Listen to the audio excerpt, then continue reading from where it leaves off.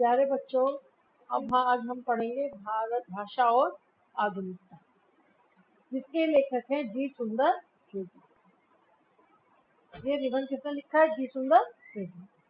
तो पहले हम इस पाठ का सार समझेंगे। भाषा परिवर्तनशील। क्या है भाषा? परिवर्तनशील। यानी इसमें क्या चैप्टर का नाम है? भाषा और आधुनिकता। भाषा और जो आधुनिकता है उससे क्या, भाषा सबसे पहले क्या है? परिवर्तनशील। लेखक कहता है कि भाषा में हमेशा परिवर्तन होता है, यानी भाषा एक जैसी स्थिर नहीं होती, भाषा समय के अनुसार बदलती है। भाषा परिवर्तनशील होती है। परिवर्तनशील होने का अभिप्राय यह है कि भाषा में नए भाव, परिवर्तनशील होने से हमारा क्या अर्थ है? भाषा में नए भाव, नए शब्द, नए मुहावरे एवं लोकोक्तियां और नई शैलियां निरंतर आती। यह परिवर्तनशीलता ही भाषा में नवीनता का संचार है। और जहाँ नवीनता यानी कि नयापन आता है वही सुंदरता है। भाषा समृद्ध तभी होती है जब उसमें नवीनता तथा आधुनिकता का प्रयास समावेश है। कूप मंडूकता भाषा के लिए विनाशकारी है। जैसे कुएं का एक मेंढक होता है, तो उस कुएं में ही बना रहता है, उसे और कहीं का पता नहीं। तो उसी प्रकार अगर भाषा अपनी जगह स्थिर हो गई तो वह विनाशकारी है। भाषा जिस दिन स्थिर हो गई उसी दिन से उसमें क्षय आरंभ हो जाता है। वह नए विचारों एवं भावनाओं को वहन करने में असमर्थ होने लगती है और अंततः नष्ट हो जाती है। अब आता है संस्कृति का अभिन्न अंग। लेखक का मानना है कि भाषा संस्कृति का एक अभिन्न अंग है। संस्कृति का संबंध परंपराओं से है, वह गतिशील एवं परिवर्तनशील। उसकी गति का संबंध विज्ञान की प्रगति से है। नित्य होने वाले नए वैज्ञानिक आविष्कार अंततः संस्कृति को प्रभावित ही नहीं करते, बल्कि उसमें परिवर्तन भी करते हैं। इन वैज्ञानिक आविष्कारों के फलस्वरूप जो नई सांस्कृतिक हलचल उत्पन्न होती है, उसे शाब्दिक रूप देने के लिए भाषा में परिवर्तन आवश्यक हो जाता है। यानी कि जैसे जैसे विज्ञान प्रगति कर रहा है, नए नए आविष्कार करता है, तो उन्हें नया नाम दिया जाता है। तो इसीलिए भाषा में परिवर्तन होना अति आवश्यक है, क्योंकि भाषा का परंपरागत प्रयोग उसे अभिव्यक्त करने में पर्याप्त सक्षम नहीं है। भाषा में परिवर्तन कैसे संभव है? लेखक का मानना है कि भाषा को युगानुकूल बनाने के लिए, यानी जो सा भी युग चला उसके अनुकूल बनाने के लिए किसी व्यक्ति विशेष या समूह का प्रयत्न होना चाहिए। हालांकि भाषा की गति स्वाभाविक होने के कारण वह किसी प्रयत्न विशेष की अपेक्षा नहीं,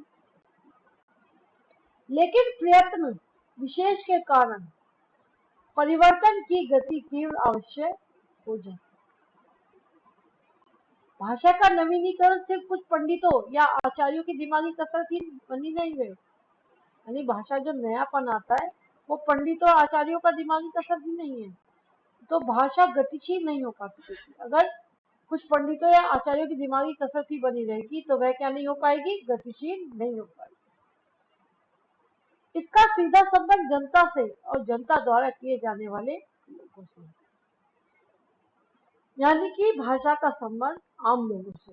जो भाषा जितनी अधिक जनता द्वारा स्वीकार एवं परिवर्तन की जाती है वह उतनी ही अधिक जीवन व चिरस्थायी है।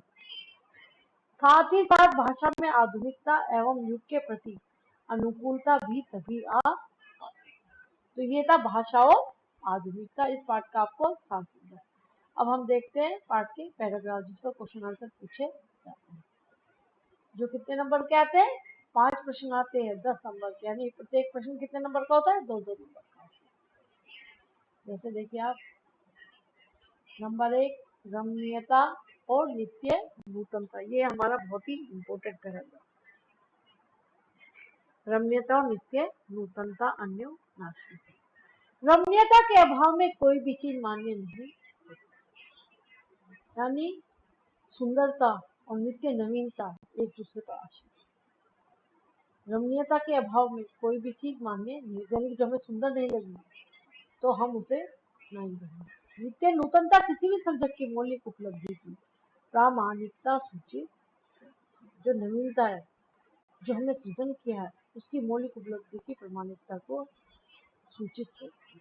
और उसकी अनुपस्थिति में कोई भी चीज वस्तुतः जनता व समाज के द्वारा स्वीकार्य नहीं है। सड़ी गली मान्यताओं से जकड़ा हुआ समाज, यानी कि जैसे कहते हैं कि हम अपनी मान्यताओं से इधर उधर कुछ कर ही नहीं सकते, आगे बढ़ नहीं पाता, वह वही स्थिर हो जाता है। वैसे ही पुरानी रीतियों और शैलियों की परंपरागत लीक पर चलने वाली भाषा भी जन चेतना को गति देने में प्राय असमर्थ ही है। भाषा समूची युग चेतना की अभिव्यक्ति का एक सशक्त माध्यम है, यानी जो युग में चेतना लाती है उनमें अभिव्यक्ति करने का एक सशक्त माध्यम है। और ऐसी सशक्तता वह तभी अर्जित कर सकती है जब वह अपने युग के अनुकूल सही मुहावरों को ग्रहण करे, यानी वह समय के अनुसार परिवर्तित होती। अब इसमें इसका दिया गया है प्रस्तुत गद्यांश हमारी पाठ्य पुस्तक गद गरिमा में संकलित जी सुंदर रेड्डी द्वारा लिखित भाषा और आधुनिकता नामक निबंध से लिया। ठीक है। अब इस चैप्टर की ये जो मैंने अभी तुम्हें एक पैराग्राफ पढ़ा है इसकी व्याख्या क्या थी, देखो जो मैंने अभी बताई तुम्हें कि रमणीयता क्या है, सुंदरता और नवीनता दोनों ही एक दूसरे पर आश्रित है। यह कह सकते हैं कि एक ही सिक्के के दो पहलू हैं। जो वस्तु सुंदर होगी वही नई होगी और जो नई होगी उसमें ही सुंदरता होगी। सुंदरता के बिना कोई भी वस्तु महत्वपूर्ण नहीं हो सकती और न ही उसको मौलिकता की मान्यता मिल सकती। किसी कलाकार या रचनाकार की रचना में व्याप्त नवीनता उसकी मौलिकता का सबसे बड़ा रचना में व्याप्त नवीनता के कारण ही समाज उस रचना के प्रति आकर्षित होता है। इस नवीनता के अभाव में कोई भी वस्तु जनता और समाज के द्वारा स्वीकार नहीं की जा सकती। यदि कोई कलाकार या रचनाकार अपनी रचना में नई और मौलिक दृष्टि नहीं दे सकता, उस रचना को सामाजिक लोग जो है स्वीकृति नहीं मिल देते, यानी कि समाज की स्वीकृति नहीं प्राप्त होती। तो देखो ये इसने क्या था, जो एक तुम्हारा क्या था अंडरलाइन, तो उसकी क्या थी ये व्याख्या यहाँ तक कि उसे समाज क्या स्वीकृति नहीं मिल पाती। इससे आगे जो था ये था जिस प्रकार पिछड़ी हुई रूढ़ियों और मान्यताओं के आधार पर कोई समाज प्रगति नहीं करता, उसी प्रकार पुरानी रीतियों परंपरा और शैलियों पर चलने वाली भाषा भी युग के अनुरूप जन चेतना उत्पन्न करने में असमर्थ हो। लेखक ने स्पष्ट कहा है कि भाषा समस्त युग चेतना की अभिव्यक्ति करने का सशक्त माध्यम है।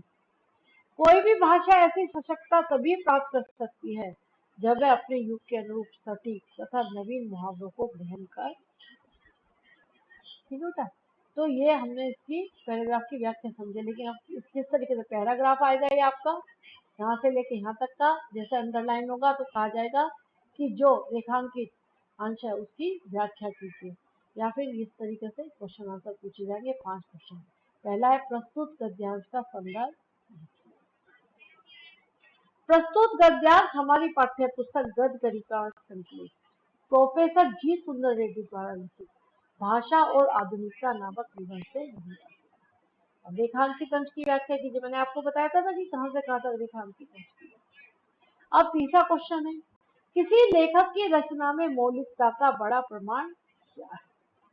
तो किसी भी लेखक या रचनाकार की रचना में मौलिकता का सबसे बड़ा प्रमाण क्या था, उसकी रचना में व्याप्त नवीनता, क्योंकि रचना में व्याप्त नवीनता के कारण ही समाज उस रचना के प्रति आकर्षित होता है। यानी कि अगर हम एक ही नाटक को किसी चीज को बार बार पढ़े तो उसमें मजा नहीं आता। होता है ना कि जैसे आप जो है कुछ नया पढ़ते हैं, नया कुछ देखते हैं तो उसमें आपको ज्यादा अच्छा लगता है, वो अपनी ओर आकर्षित करता है।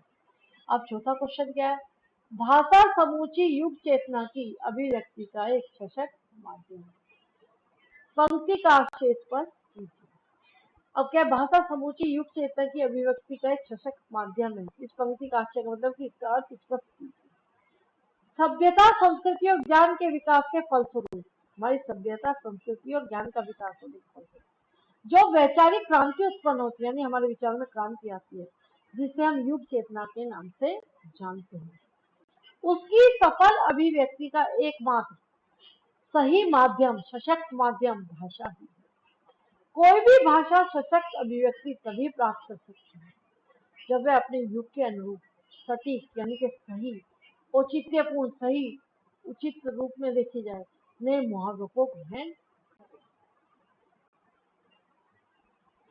अब आता है क्वेश्चन नंबर 5। लेखक के अनुसार किस रचना को समाज में स्वीकृति नहीं मिल पाती? लेखक के अनुसार नवीनता के अभाव में कोई भी वस्तु जनता और समाज के द्वारा स्वीकार नहीं की जाती। किसके? नवीनता के अभाव। क्योंकि यदि कोई रचना अपनी रचना में नवीन और मौलिक दृष्टि का भाव रखता है तो उस रचना को समाज स्वीकार नहीं कर पाता, उसकी स्वीकृति नहीं मिलती। अब आता है दूसरा, भाषा सामाजिक भाव प्रकटीकरण की सुबोधता के लिए उद्दिष्ट है, उसके अतिरिक्त उसकी जरूरत ही सोची नहीं जाती। ये इतनी लाइन अंडरलाइन है, तो इसकी व्याख्या क्या है? लेखक क्या कह रहा है कि भाषा के उद्देश्य को स्पष्ट करते हुए कहता है कि भाषा का सर्वप्रमुख उद्देश्य समाज के भावों की अभिव्यक्तियों को सरल बनाना है। भाषा सामाजिक भाव प्रकटीकरण की सुबोधता के लिए उद्दिष्ट है, तो उसके समाज के भावों की अभिव्यक्ति को सरल बनाना है, अर्थात समाज में लोगों के भावों और विचारों को सरलता से एक दूसरे तक पहुंचाना है। इसके अलावा भाषा की अन्य कोई आवश्यकता अनुभव नहीं की जा सकती, अर्थात भाषा का समाज में अन्य कोई उपयोग नहीं है। यह है हमारा अंडरलाइन की गई।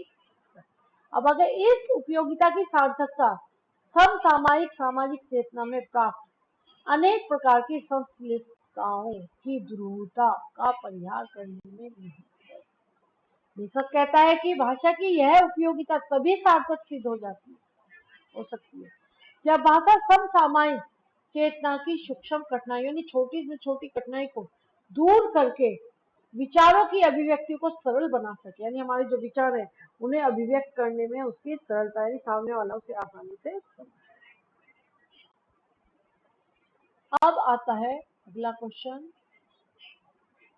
इससे पहला क्वेश्चन क्या है बेटा?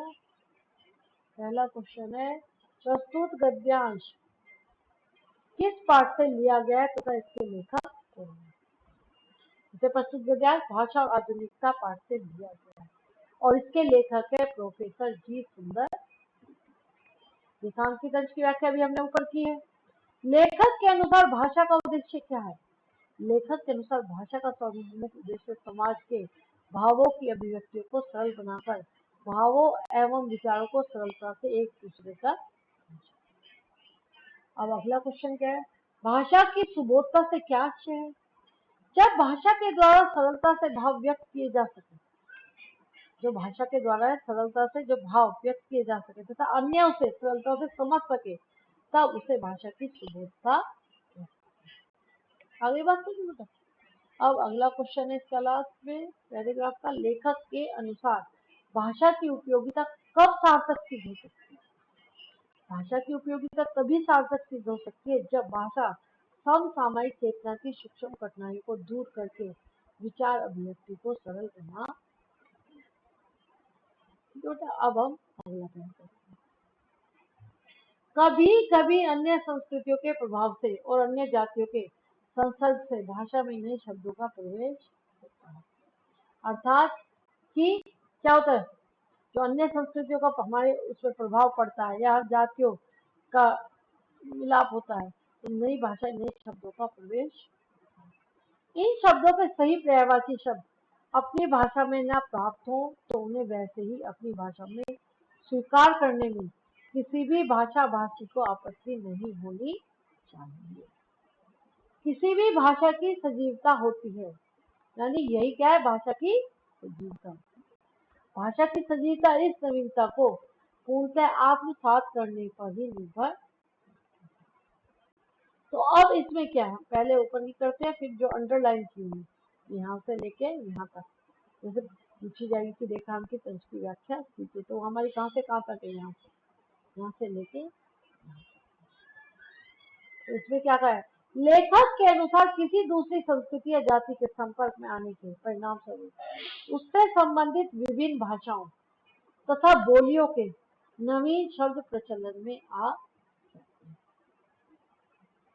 हमें इन नवीन शब्दों के लिए पर्यायवाची शब्द अपनी भाषा में खोजने चाहिए। यदि इन नवीन शब्दों के लिए हमारी भाषा में कोई सरल तथा उपयुक्त पर्यायवाची शब्द है तो हम इसके लिए उनका प्रयोग कर सकते हैं, लेकिन यदि हमें अपनी भाषा में इनके पर्यायवाची शब्द उपलब्ध नहीं हो तो ऐसी स्थिति में हमें इन शब्दों को उनके मूल रूप में ही ग्रहण कर लेना चाहिए, अर्थात हमें अपने उदार दृष्टिकोण का परिचय देते हुए नवीन शब्दों को उसी रूप में स्वीकार कर लेना चाहिए। ऐसा करने पर किसी भी भाषा भाषी को कोई आपत्ति नहीं होनी चाहिए, क्योंकि उन शब्दों को ग्रहण करने से तो भाषा की भाव संप्रेषणीयता में वृद्धि हो जाती है, अर्थात हमारी भाषा समृद्ध होती है। अब आता है भाषा की सजीवता इस नवीनता को पूर्ण आत्मसात करने पर ही निर्भर, अर्थात भाषा की आधुनिकता से अभिप्राय भाषा में नवीनता के समावेश से ही है। यानी कि जो भाषा की आधुनिकता उससे हमारा अर्थ है भाषा में नवीनता के समावेश, जो उसमें नवीनता आई है, इसमें भाषा में सजीवता आती है, अतः भाषा को सजीव बनाने के लिए उसमें नवीनता का समावेश होना अत्यंत आवश्यक है। ठीक है बेटा। अब अगला पहला क्वेश्चन कौन सा इसका, प्रस्तुत गद्यांश का संदर्भ लिखिए। प्रस्तुत गद्यांश का संदर्भ लिखिए। प्रस्तुत गद्यांश हमारी पाठ्य पुस्तक गद गरिमा से संकलित प्रोफेसर जी सुंदर रेड्डी द्वारा लिखित निबंध है और उस पाठ का नाम क्या है, भाषा और आधुनिकता।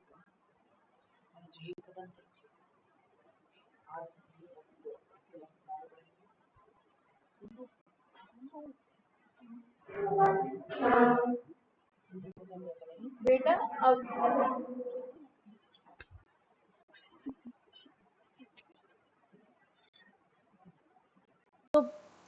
अब इसमें क्या है हमारा संदर्भ, प्रस्तुत गद्यांश हमारी पाठ्य पुस्तक गद गरिमा में संकलित प्रोफेसर जी सुंदर रेड्डी द्वारा लिखित भाषा और आधुनिकता नामक निबंध से लिया गया। रेखांकित अंश की व्याख्या मैंने समझा दी थी आपको। ठीक है बेटा। अब क्या है इसका अगला क्वेश्चन क्या है कि भाषा किस प्रकार समृद्ध होती है। नवीन शब्दों के लिए हमें पर्यायवाची शब्द भाषा में खोजने चाहिए। अगर पर्यायवाची शब्द उपलब्ध नहीं तो हमें उसके मूल को अपना लेना चाहिए। नवीन शब्दों को ग्रहण कर लेने से भाषा की भाव संप्रेषणीयता में वृद्धि होती है, अर्थात हमारी भाषा समृद्ध।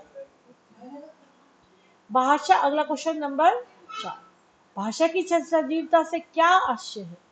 भाषा के संदर्भ में नवीनता से आशय भिन्न भिन्न भाषाओं व बोलियों के शब्दों के प्रयोग से है, जिसके कारण ही भाषा में सजीवता आती है। अतः भाषा को सजीव बनाने के लिए नवीनता का समावेश होना अत्यंत आवश्यक। आगे बात समझ में, भाषा की सजीवता के से क्या आशय है। यानी भाषा की सजीवता कब है कि जब जो अलग अलग बोलियां भाषा उनके शब्द जब हम प्रयोग करते हैं और भाषा को सजीव बनाने के नए शब्दों का उसमें समावेश करते हैं तो तभी उसमें सजीवता आती है। अब है क्वेश्चन नंबर 5, संसर्ग और सजीवता के शब्दार्थ लिखिए। संसर्ग का शब्दार्थ साथ रहने से उत्पन्न लगाव या संबंध है, तथा सजीवता का शब्दार्थ सजीव होने की अवस्था या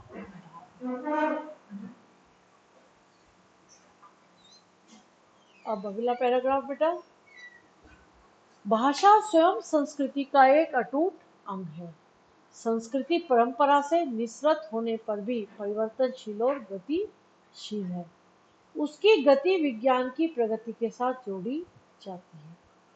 ये क्या है, अंडरलाइन हमारा यानी कि रेखांकित अंश है। वैज्ञानिक आविष्कारों के प्रभाव के कारण उद्भूत नए सांस्कृतिक हलचलों को शाब्दिक रूप देने के लिए भाषा के परंपरागत प्रयोग पर्याप्त नहीं है। इसके लिए नए प्रयोगों की, नई भाव योजनाओं को व्यक्त करने के लिए नए नए शब्दों की खोज की बहुत आवश्यकता है। तो अब हम इसकी व्याख्या करते हैं।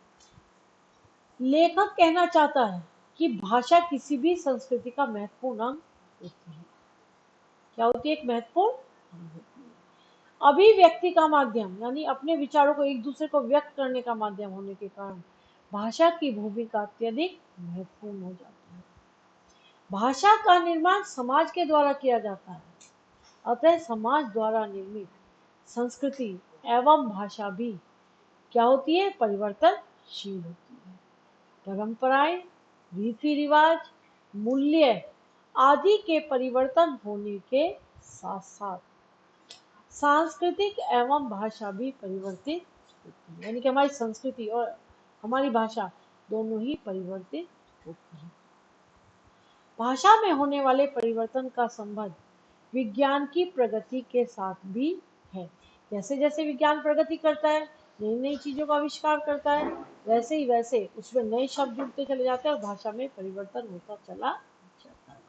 तो वैज्ञानिक आविष्कारों के प्रभाव के कारण उत्पन्न नई सांस्कृतिक गतिविधियों को शाब्दिक रूप देने के लिए भाषा में भी परिवर्तन आवश्यक हो जाता है। उस नई परिस्थिति, नई विशेषताओं को अभिव्यक्त करने के लिए परंपरागत भाषा का प्रासंगिक नहीं रह जाती। इस प्रकार लेखक यह स्पष्ट करना चाहता है कि संस्कृति में क्या, हमारी संस्कृति जो उसमें होने वाले परिवर्तन, विज्ञान में होने वाले परिवर्तन के अनुसार भाषा में परिवर्तन होना भी आवश्यक हो जाता है। नए विचारों को, नए वैज्ञानिक आविष्कारों को और नई सोच को पुरानी भाषा वहन नहीं कर सकती। इसके लिए नए शब्दों की, नई वाक्य संरचना की आवश्यकता पड़ती है, जो परिवर्तित एवं विकसित भाषा ही कर सकती है। अब इसमें हम देखते हैं बेटा क्वेश्चन नंबर 1। प्रस्तुत गद्यांश का संदर्भ जो हमने पहले करा था वही रेखांकित अंश की व्याख्या मैंने आपको बताई थी। क्वेश्चन नंबर 3 देखिए, भाषा परिवर्तनशील क्यों है? समाज द्वारा निर्मित भाषा परिवर्तनशील है क्योंकि समय के साथ परंपराएं, रीतियां, मूल्य आदि परिवर्तित होते हैं, जिसका प्रभाव भाषा पर पड़ता है। इसलिए भाषा में परिवर्तन होना आवश्यक होता है। अब अगला क्वेश्चन नंबर 4, भाषा में नई वाक्य संरचना की आवश्यकता क्यों पड़ती है? विज्ञान की प्रगति के कारण नए आविष्कारों को जन्म होता है, यानी विज्ञान की जैसी प्रगति होती है नए आविष्कारों का जन्म होता है, जिस कारण प्रत्येक देश की संस्कृति प्रभावित होती है। इन प्रभावों से संस्कृति में आए परिवर्तनों को अभिव्यक्त करने के लिए नई शब्दावली एवं नई वाक्य संरचना की आवश्यकता पड़ती है। अब है क्वेश्चन नंबर 5, प्रस्तुत गद्यांश में लेखक ने किस बात पर बल दिया है? प्रस्तुत गद्यांश में लेखक ने शब्दों में आवश्यकता अनुसार परिवर्तन करने पर ही बल दिया है, क्योंकि कोई विदेश जो है हमारा विदेशज शब्द यदि किसी भाव को संप्रेषित करने में सक्षम है, यानी कि वह जैसा है उसी में हमें बता रहा है, तो उसमें अनावश्यक परिवर्तन नहीं करना चाहिए, हमें उसे वैसे ही ग्रहण कर लेना चाहिए। अब है अगला पैराग्राफ, कभी कभी एक ही भाव के होते हुए भी उसके द्वारा ही उसके अन्य पहलू अथवा स्तर साफ व्यक्त नहीं होते, उस स्थिति में अपनी भाषा में ही उपस्थित विभिन्न पर्यायवाची शब्दों का सूक्ष्म भेदों के साथ प्रयोग करना पड़ता है। जैसे उष्ण एक भाव है, उष्ण क्या है? भाव, यानी कभी कभी एक ही भाव होते भी उसके द्वारा ही उसके अन्य पहलू स्तर साफ व्यक्त नहीं होते, यानी कि भाव एक ही है लेकिन उसके अन्य पहलू स्तर हमें पता नहीं चलते। उस स्थिति में अपनी भाषा में उपस्थित विभिन्न पर्यायवाची शब्दों का सूक्ष्म भेदों के साथ प्रयोग करना पड़ता है। जब किसी वस्तु की उष्णता के बारे में कहना हो तो हम उष्मा कहते हैं, यानी कोई चीज गर्म तो उष्मा कहते हैं, और परिणाम के संदर्भ में उसी को हम ताप कहते हैं। वस्तुतः अपनी मूल भाषा में उष्ण, ताप, इसमें उतना अंतर नहीं है जितना अब समझा जाता है।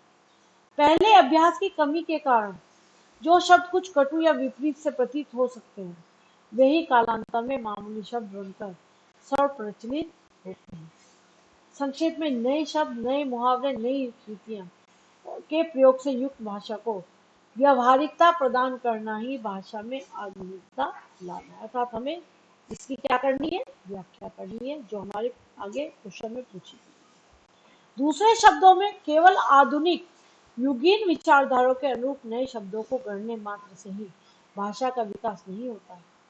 यदि हम दूसरे शब्दों में कहें कि आधुनिक युग के विचारधाराओं के अनुरूप हम नए शब्दों को गढ़ ले तो भाषा का विकास नहीं होता। नए पारिभाषिक शब्दों को, नए शैली प्रणालियों को व्यवहार में लाना ही भाषा की आधुनिकता प्रदान, क्योंकि व्यवहारिकता ही भाषा का प्राण तत्व है। जब तक भाषा व्यवहारिक नहीं बनेगी, वो शब्द व्यवहार में नहीं आएंगे तो उसका कोई अर्थ नहीं है। तो अब हम पहला क्वेश्चन इसका वही है, क्या है कि पाठ का नाम, पहले इसकी व्याख्या देखते हैं इस पैराग्राफ की। ठीक है बेटा, ये लीजिए। लेखक कहता है कि कभी कभी भाषा में शब्दों का प्रयोग करने के लिए हमारे सामने ऐसी स्थिति उत्पन्न होती है कि किसी भाव को व्यक्त करने के लिए हमारे पास एक ही शब्द के अनेक पर्यायवाची शब्द होते हैं। इन पर्यायवाची शब्दों के अर्थ वहां में कोई छोटा मोटा ही अंतर अवश्य होता है, अतः नए शब्द का प्रयोग दूसरे स्थान पर प्रत्येक स्थिति में नहीं किया जा सकता। इसीलिए हमें उन्हें सूक्ष्म अर्थों को समझते हुए सबसे अधिक उपयुक्त शब्द का ही प्रयोग अपनी भाषा में करना चाहिए। लेखक उदाहरण के माध्यम से अपनी बात को स्पष्ट करते हुए कहता है कि उष्ण, ऊष्मा, ताप ये तीनों शब्द गर्माहट के भाव से प्रयोग किए जाते हैं, लेकिन इनका प्रयोग हम एक दूसरे के स्थान पर नहीं कर सकते। उष्ण एक भाव है, उष्ण एक भाव है। जब हमें किसी गर्माहट के भाव को व्यक्त करना होता है तो हम उसमें ऊष्मा कहते हैं। जब हम उस गर्माहट के परिणाम की बात करते हैं तो उसके लिए हम ताप शब्द का प्रयोग करते हैं। आम बोलचाल की भाषा में इन तीनों शब्दों को उष्ण, ऊष्मा और ताप में कोई विशेष अंतर नहीं समझा, परंतु अब भाषा के विकास तथा उसके ज्ञान के प्रकार के कारण इस अंतर को समझा जाने लगा। साथ ही एक शब्द के स्थान पर दूसरे शब्द के प्रयोग को गलत माना जाने लगा। इस परिवर्तन का कारण यह है कि जब हम किसी शब्द के प्रयोग के आदि नहीं होते तब हमें आरंभ में इनका प्रयोग बड़ा अजीब, कड़वा तथा अपने भाव के विपरीत उल्टा लगता है। इसके अतिरिक्त जब हम शब्दों के अर्थ की छोटी से छोटी उसको समझने लगते हैं तो उसका प्रयोग करने लगते हैं, तब हमें उसके प्रयोग सहज सटीक लगने लगता है। फिर वे शब्द विशेष न रहकर साधारण बन जाते हैं। इस प्रकार किसी समय में विशेष समझे जाने वाले शब्द आम बन जाते हैं। समय के साथ साथ उनकी सरलता से प्रयोग होने लगता है। अब देखिए, यह जो रेखांकित था, प्रस्तुत गद्यांश में लेखक का मानना है कि भाषा में आधुनिकता लाने के लिए आवश्यक है कि उसमें नए नए शब्दों तथा मुहावरों को, नई शैलियों को अपनाया जाए, उसमें व्यवहारिक धरातल पर प्रासंगिक बनाया जाए। कहने का तात्पर्य यह है कि केवल आधुनिक विचारधाराओं के अनुरूप नए शब्दों को गढ़ने मात्र से भाषा का विकास संभव नहीं है, बल्कि उसमें नए पारिभाषिक शब्दों को नई शैलियों और व्यवहार में लाना आवश्यक है, तभी वह हमारे शब्द सार्थक हो सकते हैं। जब तक भाषा को व्यवहारिक स्तर पर युग के अनुकूल नहीं बनाया जाता तब तक भाषा पूरी तरह आधुनिक नहीं बन सकती। वह आधुनिक विचारों को वहन करने में समर्थ नहीं हो सकती। यानी उसके लिए सबसे जरूरी है कि वह व्यवहारिक हो। जब वह व्यवहार में आ जाएगी तो वह हमारे आधुनिक रूप में अपने आप आधुनिक विचारों को वहन करने लायक बन जाएगी। लेखक भाषा को व्यवहारिक, आधुनिक एवं प्रगतिशील बनाना चाहता है और इसके लिए वह नए नए शब्दों के साथ साथ नए मुहावरों, नई शैलियों, नई पद्धतियों और भाषा में अपनाने पर, नई पद्धतियों को अपनी भाषा में अपनाने पर बल देता है। भाषा में किए जाने वाले सभी परिवर्तनों, यानी भाषा में जो भी परिवर्तन किए जाए उसका संबंध हमारे व्यवहारिक धरातल पे रहना अति आवश्यक है। लेखक का मानना है कि व्यवहारिकता ही भाषा का प्राण तत्व है, यानी जो उसका प्राण है वो है व्यवहारिकता। जब तक व्यवहारिक नहीं होगी भाषा तब तक उसका कोई महत्व नहीं है। अतः व्यवहारिकता के स्तर पर किसी भी प्रकार की शिथिलता भाषा को अप्रासंगिक बना देगी, अर्थात उसकी सफलता एवं सार्थकता तभी है जब समाज के अधिकांश सदस्य द्वारा भाषा में होने वाले परिवर्तन को अपनाया जाए। ऐसी भाषा ही आधुनिक विचारों को वहन करने में समर्थ होगी और प्रगतिशील और आधुनिक भाषा कहलाएगी। अब इसमें हमारा क्वेश्चन है बेटा पहला, प्रस्तुत गद्यांश का संदर्भ। तो प्रस्तुत गद्यांश का संदर्भ तो इसके पूरे चैप्टर का सेम ही रहेगा। रेखांकित अंश की व्याख्या हमने अभी की। अब करते हैं तीसरा क्वेश्चन। लेखक के अनुसार शब्दों के अर्थ की सूक्ष्मता से क्या अभिप्राय है? लेखक के अनुसार शब्दों के अर्थ की सूक्ष्मता से अभिप्राय शब्दों के भाव से, यानी उसमें वो क्या कहना चाहता है, उसकी छोटी से छोटी बात को समझना है। उष्ण, ऊष्मा और ताप, ये तीनों शब्द गर्माहट के भाव में प्रयोग किए जाते हैं, लेकिन इनका प्रयोग हम एक दूसरे के स्थान पर नहीं कर सकते, क्योंकि पर्यायवाची शब्दों के अर्थ या भाव में न कोई सूक्ष्म अंतर अवश्य होता है, यानी कि इनमें कुछ ना कुछ छोटा अंतर। इसीलिए अब क्वेश्चन नंबर 4, व्यवहारिकता ही भाषा का प्राण तत्व है, पंक्ति का आशय क्या है? व्यवहारिकता ही भाषा का प्राण तत्व है, पंक्ति का आशय यह है कि भाषा की व्यवहारिकता ही उसका प्राण तत्व होती है, यानी जब व्यवहार में आ जाए, लोगों की बोलचाल में उसे अपना ले, तो वही उसका प्राण तत्व होती है। व्यवहारिकता के कारण ही भाषा जीवित रहती है। जो भाषा व्यवहारिकता को त्याग देती है, उसकी शीघ्र ही अंत हो जाता है। क्वेश्चन नंबर 5, कालांतर और नूतन के शब्दार्थ लिखें। कालांतर का शब्दार्थ क्या है? अपने समय के बाद होने वाला। कालांतर माने अपने समय के बाद होने वाला। और नूतन का शब्दार्थ है नवीन या नया। अब अगला देखते हैं बेटा हम पैराग्राफ। यह है अगला, यदि यह नवीनीकरण सिर्फ कुछ पंडितों व आचार्यों की दिमागी कसरत ही बनी रहे, यानी अगर हम पंडितों और आचार्यों की कि इसमें ये परिवर्तन नहीं होना है, ये होगा, तो भाषा गतिशील नहीं होती।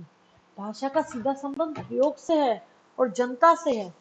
यदि नए शब्द अपने उद्गम स्थान में ही अड़े रहें और कहीं भी उसका प्रयोग किया नहीं जाए, तो उसके पीछे के उद्देश्य पर ही क्या है? कुठारघात। तो अब इसका देखिए, अब इसका करते हैं व्याख्या।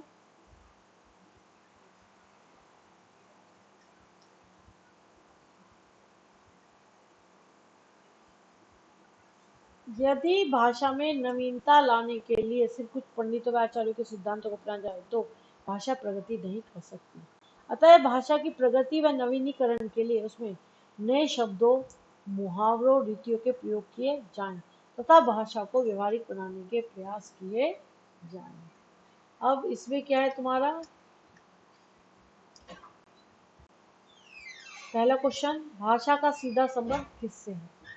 भाषा का सीधा संबंध प्रयोग और जनता से। किससे? प्रयोग और जनता से। जो भाषा जनता द्वारा जितनी अधिक स्वीकृत एवं परिवर्तित की जाती है, वह भाषा उतनी अधिक जीवंत और चिरस्थायी होती है। क्वेश्चन, तो नए शब्दों के प्रयोग न किए जाने पर क्या परिणाम होगा?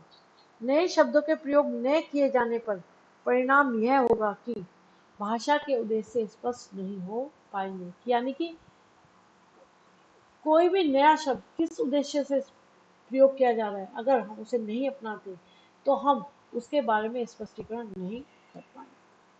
भाषा का उद्देश्य समाज के भावों की अभिव्यक्ति को सरल बनाकर भावों एवं विचारों को सरलता से एक दूसरे तक पहुंचाना है।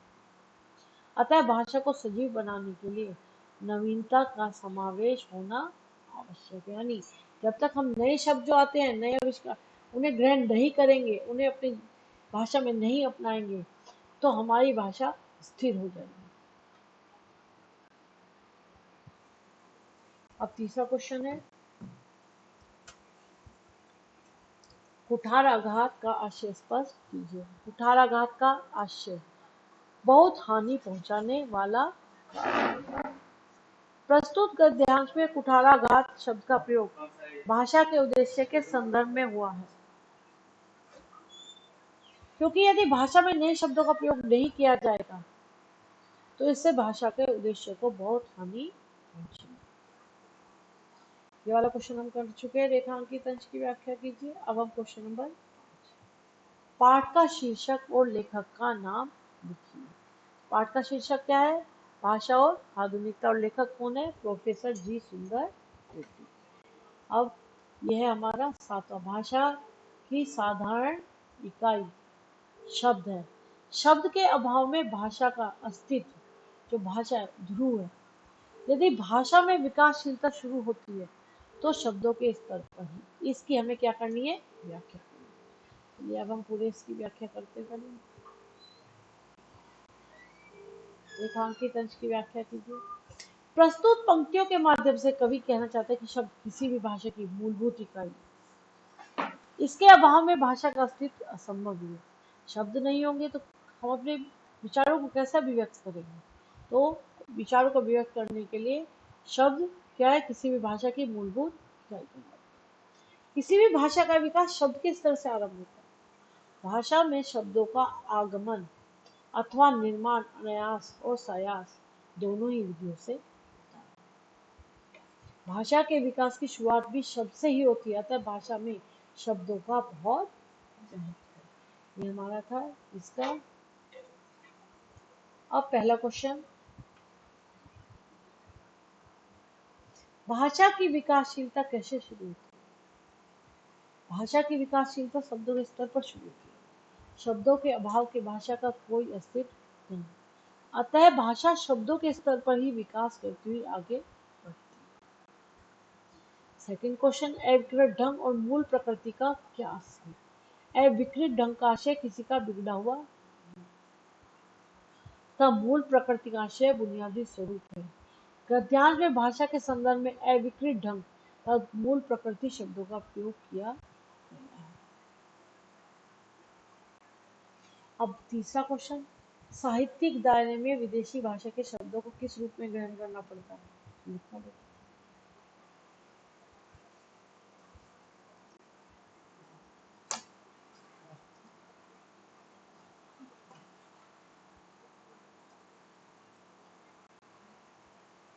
क्वेश्चन, हाँ, इस अविकृत ढंग, ये साहित्यिक दायरे में विदेशी, तीसरा क्वेश्चन, साहित्यिक दायरे में विदेशी भाषा के शब्दों की को भाषा की मूल प्रकृति के अनुरूप ग्रहण करना पड़ता है। यानी विदेशी जो शब्द किसी चीज के लिए बने, हमें उसके मूल रूप में जैसा भी है वैसे ही उसे ग्रहण करना पड़ता है, क्योंकि यदि उसका रूप परिवर्तित किया जाए तो उसका अर्थ ही बिगड़ जाएगा। यानी कि अगर मान लो कहीं किसी चीज का आविष्कार हुआ है, उन्होंने कोई नाम दे दिया, तो हम उसे परिवर्तित करेंगे तो उसका रूप बिगड़ जाएगा। हमें उसे वैसे ही उस नाम को ग्रहण करना। क्वेश्चन नंबर 4, रेखांकित अंश की व्याख्या कीजिए। ये हम कर चुके हैं। अब अगला क्वेश्चन, क्वेश्चन नंबर 5, पाठ का शीर्षक और लेखक। तो पूरा चैप्टर एक ही है, तो पाठ का नाम क्या? भाषा और आधुनिकता, और लेखक का नाम है प्रोफेसर जी सुंदर रेड्डी। अब 8वां क्वेश्चन, भाषा का सीधा संबंध प्रयोग से और जनता से।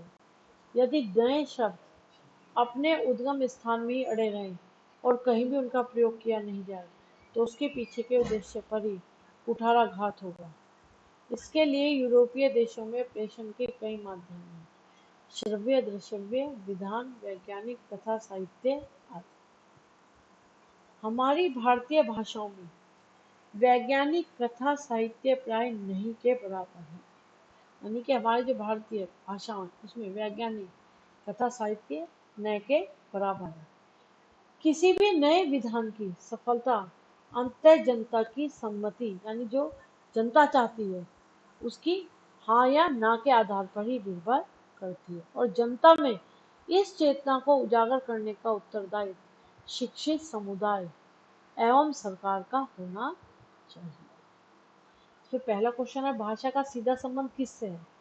तो भाषा का सीधा संबंध जनता से तथा जनता द्वारा किए जाने वाले प्रयोग से है। जो भाषा जितनी अधिक जनता द्वारा स्वीकार एवं परिवर्तित की जाती है वह उतनी ही अधिक जीवंत एवं चिर स्थायी होती है। नंबर 2, यूरोपीय देशों में शब्द प्रेषण के माध्यम कौन कौन से हैं? यूरोपीय देशों में शब्द प्रेषण के कई माध्यम हैं, जैसे श्रव्य, दृश्य, विधान जैसे रेडियो, टीवी, वैज्ञानिक, कथा, साहित्य आदि।